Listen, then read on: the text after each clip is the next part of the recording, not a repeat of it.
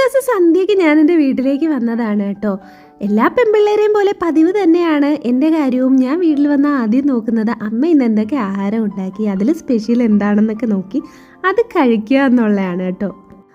അങ്ങനെ അമ്മ ഉണ്ടാക്കിയ ആഹാരമൊക്കെ കഴിച്ചുകൊണ്ടിരുന്നപ്പോഴാണ് പപ്പ വന്നിട്ട് പറയുന്നത്, മേളിലെ അടുത്ത സ്റ്റെപ്പ് വെള്ളരി എല്ലാം ആയിട്ടുണ്ട്, നാളെ ഞാനത് പറിക്കും, നാളെ നിങ്ങൾക്ക് യാത്ര ഉള്ളതുകൊണ്ട് അതൊന്നും വീഡിയോ എടുക്കാൻ പറ്റില്ല, നിനക്ക് വേണമെങ്കിൽ നീ വീഡിയോ എടുത്തോ എന്ന് പറഞ്ഞു.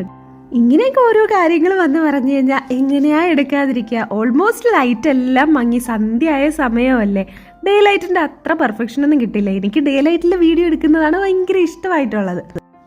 എന്നാലും നാളെ ഇതൊന്നും എടുക്കാനും പറ്റത്തില്ലല്ലോ എന്ന് വിചാരിച്ച് പപ്പ പറഞ്ഞ് കുറച്ച് കഴിഞ്ഞപ്പോൾ തന്നെ ഞാൻ കയറി എടുത്ത വീഡിയോ ആണ് കേട്ടോ. ഇപ്രാവശ്യം ടെറസിൽ നട്ടത് ഈ തറയിൽ കൂടെ പടർന്നു പോകുന്ന വലിയ വെള്ളരിക്കയാണ് കേട്ടോ.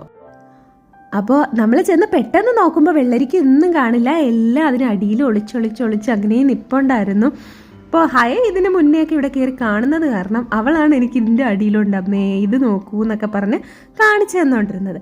കൂടാതെ ഇപ്പോൾ അടുത്ത സ്റ്റെപ്പ് കപ്പയൊക്കെ ചാക്കിൽ വെച്ചിട്ടുണ്ട്.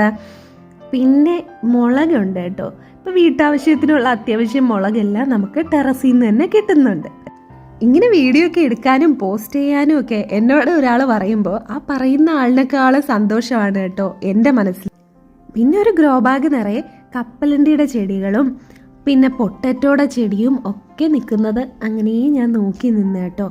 ലൈറ്റിങ്ങും വീഡിയോ ഒന്നും ഭയങ്കര പെർഫെക്ഷനൊന്നും ഇല്ലെങ്കിലും ഈ വീഡിയോ കാണുമ്പോൾ സന്തോഷിക്കുന്ന ഒരാൾ എന്തായാലും ഉണ്ടാവും കേട്ടോ.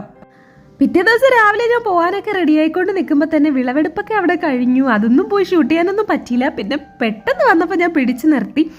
പപ്പ അന്ന് കൊണ്ടുവന്ന വെള്ളരിയും പയറും മുളകും ഒക്കെയാണ് കിട്ടിയതെന്ന് പറഞ്ഞ് അതൊക്കെ കാണിച്ചു തരാണ് കേട്ടോ. അപ്പോൾ പുതിയ വീഡിയോയുമായി വീണ്ടും കാണാം.